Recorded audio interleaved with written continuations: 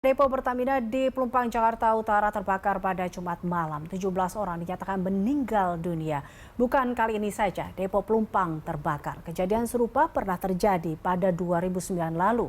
Mengapa bisa terulang dan apa yang harus diperbaiki agar ini tak kembali terulang? Kita akan berbincang tentunya bersama dengan anggota Komisi 7 Abdul Qadir Karding. Terima kasih Pak Abdul Qadir telah bergabung bersama kami.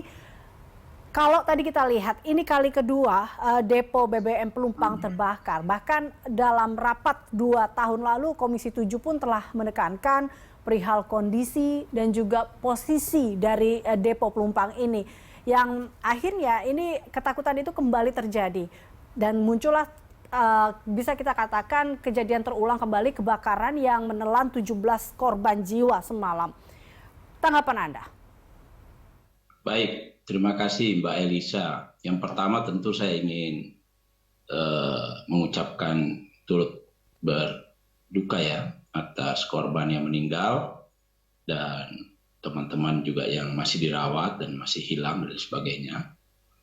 Yang kedua terkait dengan kejadian kebakaran di Koja ini, pertama memang mudah-mudahan ini kejadian yang memang karena sistemnya yang harus kita benahi ya. Jadi bukan hanya musibah biasa, tetapi harus kita lihat bahwa ada faktor error, human error dan lain sebagainya, harus kita telisik ke sana karena kita belum tahu penyebabnya. Dan sebenarnya selain di Pelumpang, di Balikpapan, dan pernah juga di Balongan dan Cilacap juga pernah terjadi kebakaran dan atau ledakan.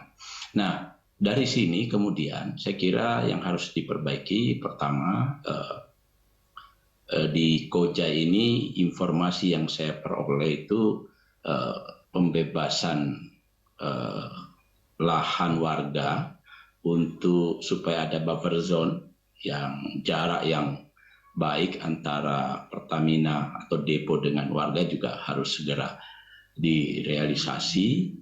Itu sejak tahun 2016 kalau tidak salah itu sudah ada upaya itu, tapi informasi yang saya peroleh ini belum berjalan secara belum tuntas. Lalu yang kedua, relokasi terhadap warga sekitar juga harus segera dituntaskan. Ini tentu harus bekerjasama dengan Pemda DKI.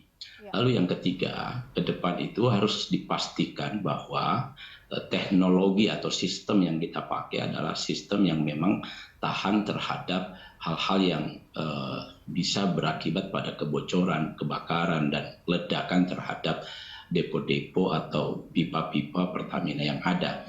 Karena begini, karena ini barang sensitif, gampang, sehingga teknologi dan bahannya ini harus betul-betul baik. Itu yang pertama. Yang kedua, itu harus ada sistem yang memastikan bahwa terjadi kesalahan itu tidak boleh ada kesalahan. Itu sistemnya harus dibuat.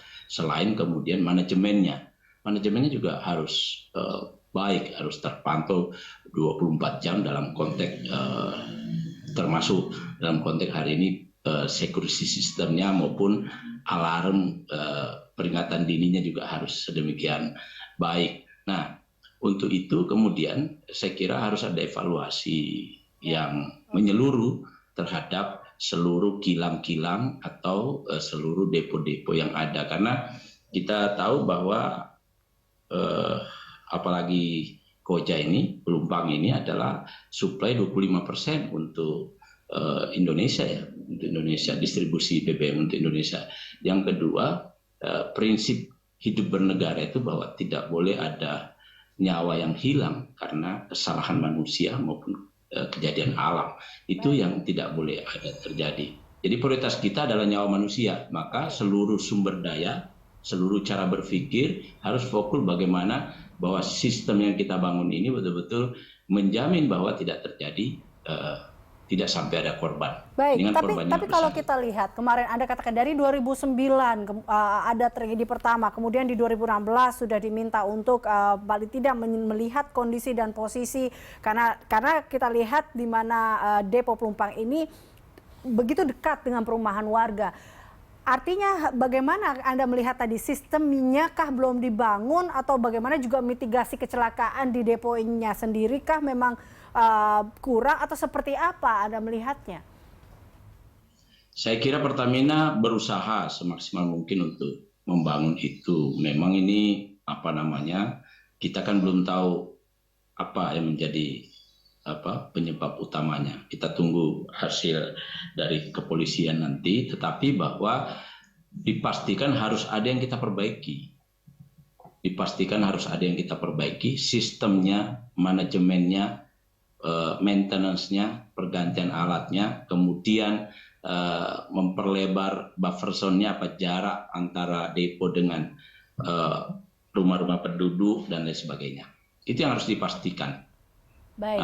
Dan Pertamina akan kita dorong pada rapat dalam waktu dekat ini untuk segera melakukan upaya-upaya itu, termasuk melakukan mitigasi membangun sistem mitigasi yang baik terhadap lingkungan di mana ada kilang, di mana ada depo dan sebagainya. Terakhir Pak Abdul, DPR akan meminta pertanggungjawaban ke siapa nih dalam kebakaran kali ini? Ini kan karena sudah kali kedua terjadi.